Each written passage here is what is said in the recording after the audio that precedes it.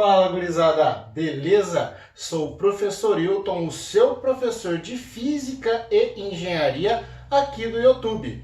Bem, hoje você vai estar assistindo a nossa continuação do capítulo 4, em que estamos falando da equação da energia, ou a equação de Bernoulli, como muitos conhecem.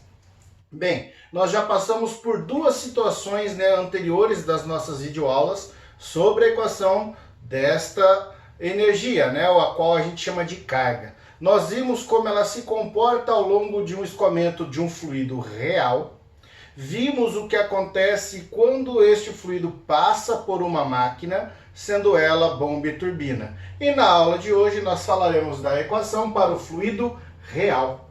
E o que é o fluido real? Fluido real é aquele que apresenta viscosidade. Isso quer dizer que ele apresenta atrito entre camadas, como nós vimos no capítulo 1, as tensões exaliantes, sem contar que a viscosidade vai apresentar também atrito com as paredes da tubulação. Pois bem, vamos então aqui imaginar um escoamento de um fluido passando por um conduto qualquer, um conduto circular. Bem, nós trabalhamos com a ideia da conservação da energia, ok? Então quer dizer que a energia que eu tenho no ponto 1, a primeiro momento, tínhamos no ponto 2. Num segundo momento, vimos que estas energias eram diferentes, não importava o motivo e nem porquê, elas eram diferentes. Então nós colocávamos uma máquina entre essas duas seções para que a equação da energia se estabilizasse, se equilibrasse mais uma vez. E agora nós vamos continuar com esta ideia. Essas cargas não são iguais. Bem, então considerando os atritos,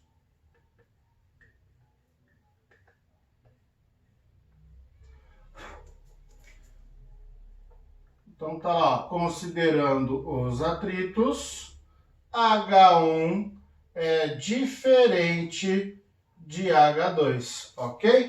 Porque a gente verifica aqui no escoamento que vai ocorrer o que chamaremos de HP, que é uma perda de carga. Então, considerando os atritos, H1 é diferente de H2, de maneira que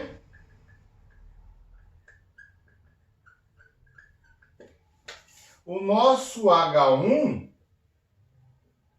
é maior que o H2, porque a energia que ele traz no início é sempre maior que a energia que ele tem no fim, quando nós temos atrito. Vocês viram isso em Física 1, conceito de conservação de energia mecânica.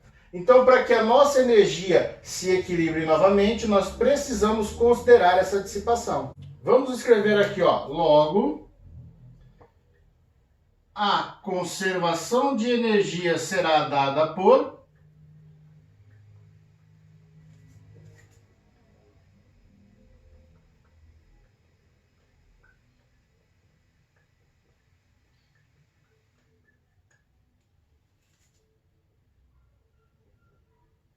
Bem, e aí, como é que vai ficar então a nossa conservação?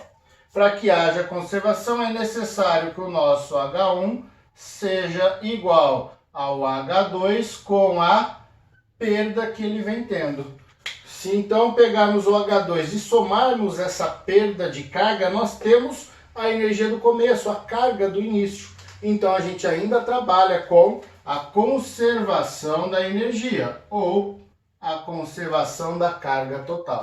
Então, esta é a ideia que nós temos de introduzir sempre que houver atritos viscosos na nossa tubulação. Agora, não necessariamente esses atritos, ou tão somente, porque a gente também pode considerar as mudanças bruscas no movimento.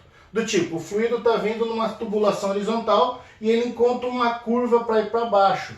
O fato de ter curva faz ele perder energia, mas nós não vamos entrar nesses detalhes ainda. O importante é entender que entre os pontos que nós formos analisando, tendo atrito ou tendo mudança brusca, nós só vamos considerar as perdas de carga. Bem, então se existe uma perda e eu tenho a possibilidade de manter a conservação, eu ainda consigo isso mesmo com a presença de uma máquina. a presença da máquina pode equilibrar ainda mais o nosso sistema. Bem, vamos analisar como é que fica com a presença da máquina. No caso de uma máquina, então, se fazer presente no escoamento, nós vamos ter a seguinte situação. No ponto 1, ela apresenta uma carga total 1. No ponto 2, apresenta uma carga total 2. Sabemos que esta máquina é capaz de fornecer carga ou retirar carga. Então aqui ela apresenta um HM. Positivo está fornecendo, porque é bomba. Negativo está retirando, porque é turbina.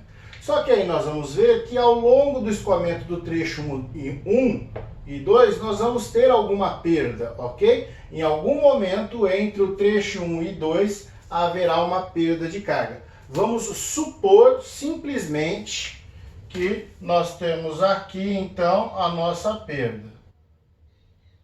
Eu posso ter uma perda neste ponto, da máquina ao ponto 2, como também posso ter uma perda do ponto 1 até a máquina, ou seja, ao longo desses dois pontos eu vou verificar uma perda. Tá claro isso? Portanto, como é que vai ficar a nossa equação? H1 mais o H de nossa máquina tem que ser o H2 mais o H desta perda.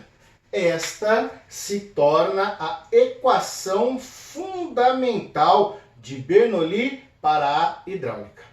Então, quando a gente entra nos assuntos hidráulicos, né, a mecânica de fluidos em geral, essa é a nossa equação fundamental. É pensando em cima dela que aí nós construímos diversos outros pensamentos dentro disso, novas equações e por aí afora. Porque a gente tem a carga entre pontos, nós temos uma máquina podendo ajudar, né, entre esses pontos, mas a perda real que o escoamento vai oferecendo. É a partir daqui que começamos então a enxergar e entender legal como funcionam as possíveis instalações, ok? Vamos enquadrar porque essa expressão é bem importante. Agora, temos algumas observações a ponderar aqui, que é o seguinte: se eu colocar um ponto bem próximo aqui da entrada de nossa máquina e um outro bem próximo à saída de nossa máquina, isso daqui também é importante que conheçamos, né? Então, ó, tenho dois pontos, ponto 3 e ponto 4. Esses pontos, eles vão sempre representar a entrada e a saída da nossa máquina. Como eu tenho a máquina entre esses dois pontos, nós vamos entender que entre eles não há perda de carga. Por quê? Nós temos uma máquina. A função dela é retirar ou dar carga. Então ela não tem perda. Isso aqui é importante. Então, entre esses dois pontos, nós não temos perda de carga. Vamos ter ao longo do escoamento todo, mas entre eles, não considerar. E segundo item, qual é o sentido do escoamento? Na figura eu coloquei, está indo da esquerda para a direita. Mas e na hora de um problema, como saber se ela vai da esquerda para a direita ou da direita para a esquerda? Aí cabe a gente ter que escolher dois pontos. Eu posso escolher o 1 e o 3 e analisar quem tem a maior carga, ou o ponto 4 e 2 e analisar quem tem a maior carga. Porque aquele fluido que apresentar a maior carga é que dá o sentido para o escoamento. Como eu botei o fluido indo da esquerda para a direita, o H1 é quem tem a maior carga do sistema. O H2 a menor carga do sistema. Tanto que se eu jogo a máquina para lá, o H1 é igual a todo mundo. Se for uma turbina ainda aqui, ó, é uma soma de várias cargas para dar o H1. Então o H1 é a nossa maior carga. Mas nós vamos identificar dessa forma. 2 pontos antes ou 2 pontos depois indicarão qual é o sentido da máquina. Porque aí a gente vai do maior para o menor. Bem, vamos escrever nesse trecho aqui. Vou pôr aqui no quadro e já volto. Aí está o que eu acabei de falar para vocês escrito, para que vocês possam aí copiar, tirar o seu print, porque é importante saber isso. O que pode te travar em algum exercício, alguma coisa, é esquecer desses dois conceitos. Então, fixando entre os pontos imediatamente antes e após a máquina, a entrada e a saída dela. Não tem perda de carga. E o sentido do escoamento, vou pegar 2 ou mais pontos, mas 2 ou mais sempre antes ou sempre depois da máquina e definir qual é o sentido de escoamento. Aí cabe lembrar que o H1 traz carga cinética, carga potencial, carga de pressão, o H2 também. A máquina tem o seu cálculo se a potência foi fornecida ao fluido, se é a potência total desta máquina, né, que a gente já viu, potência de bomba, potência de turbina, e a perda de carga. Ela é uma dissipação. Se é um fluido que dissipa energia, essa energia é transformada de alguma forma, beleza. Mas qual é a potência perdida? Vamos então, para fechar a aula, falar sobre a potência dissipada. Encerrando a nossa aula, falaremos da potência dissipada. Esta potência está associada ao fluido. Por quê? É o fluido que dissipa devido aos seus atritos viscosos. Então, nós estamos determinando mais uma potência para o fluido, ok? Então, não se esqueça, nós temos a potência do fluido, ela sendo daquelas cargas totais, H1, H2, H3. Nós temos potência para o fluido proveniente da máquina, então pode ser um HB ou da turbina, né? E agora nós temos a potência da dissipação. De maneira geral, vamos deixar isso mais claro. A nossa potência é peso específico, vazão volumétrica, H. Então agora note que eu falei, se aqui for H em qualquer seção, é a potência do fluido ao escoar. Se aqui for um HB, é a potência que o fluido recebe da máquina. Se aqui for um HT, é a potência que o fluido dissipa para a máquina. Quando aqui é B, essa potência é útil. Quando aqui é T, essa potência é total. Então lembrar daquelas aulas de bomba e turbina. E agora, como nós estamos olhando para dissipação, esse nosso H é HP, em que nós vamos trabalhar com a potência dissipada pela carga. Ok? Então não esquecer que você pode trocar os Hs sem alteração da expressão. O que muda é a interpretação. Potência do fluido, beleza, mas devido a quê? Aí o H é a carga que vai nos dizer. A nossa unidade aqui ainda não muda. A unidade de potência vale ainda para nós watts. Mas lembrem, tem o HP, tem o CV, enfim. Isso aí nós já trabalhamos na aula anterior. E finalizando, algo que eu quero mencionar com vocês é quando a velocidade ela não é uniforme. Porque tudo que nós estamos trabalhando em Bernoulli é com velocidade uniforme. É aquela que nós temos o diagrama real, mas a gente traça uma média no diagrama. E adota aquela média como uma constante. Agora, quando eu não fizer isso e tiver uma função velocidade, né? Nós já vimos isso. A velocidade ser função de um infinitesimal de raio da seção.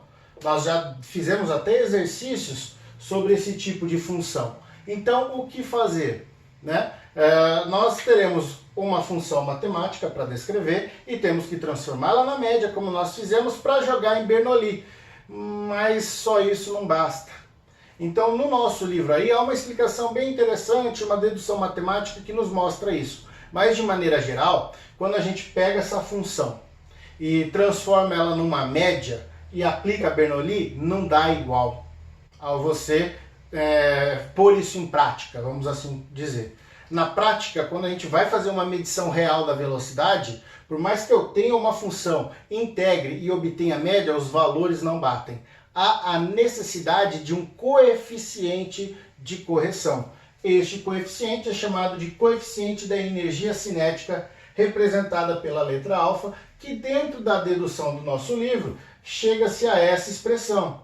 Podem ver que é um pouco semelhante à relação da velocidade média que nós tínhamos, né?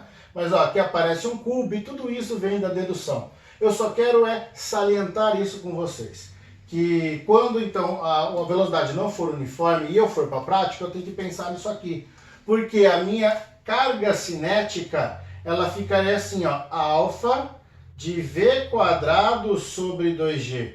E este alfa que é esse fator de correção dentro da carga cinética.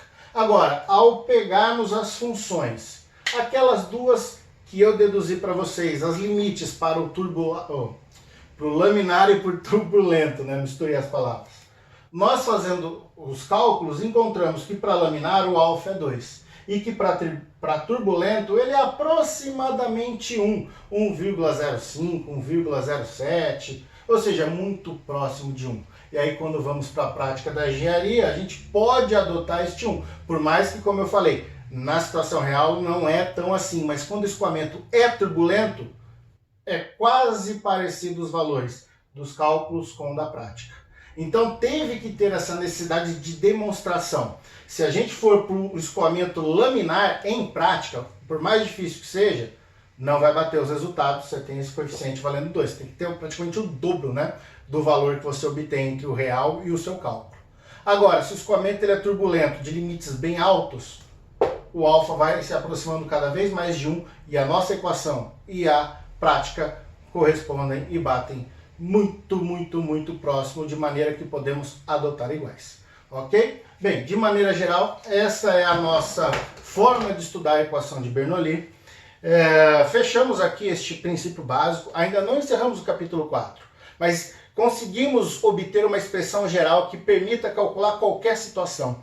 Tem máquina? Adota o HM, não tem? Bota 0. Tem perda? Adota o HP, não tem? Deixa 0. Então não tem máquina, não tem perda. H1 igual a H2. Ah não, tem máquina, mas não tem perda. H1 mais HM é H2. Você fica brincando com aquela expressão. Então essa é a nossa equação final. Mas ainda estamos analisando uma seção, outra seção. E a gente ainda não viu se tivermos várias entradas e várias saídas. A gente está tudo adotando dentro de um mesmo ramo, né, no mesmo conduto. Mas vamos aprender, a gente tem bastante exercício para reforçar isso, para depois entender bem legal como é essa questão de várias entradas e saídas. Fechamos essa aula aqui hoje, uma aula que talvez seja um pouco mais curta, mas espero que dê uma bagagem suficiente para que a gente possa caminhar nos nossos assuntos e entrar em hidráulica tranquilos. Bem, se você é novo no canal, se inscreva e ative os sinos. Vocês que já estão frequentes, curta o vídeo, deixe o seu comentário, ajude o nosso canal, não custa nada. Isso vai permitir com que a gente possa ser reconhecido pelo YouTube e levar este conhecimento para mais pessoas. Fico por aqui e aguardo vocês na nossa próxima aula. Um forte abraço e um beijo no cérebro.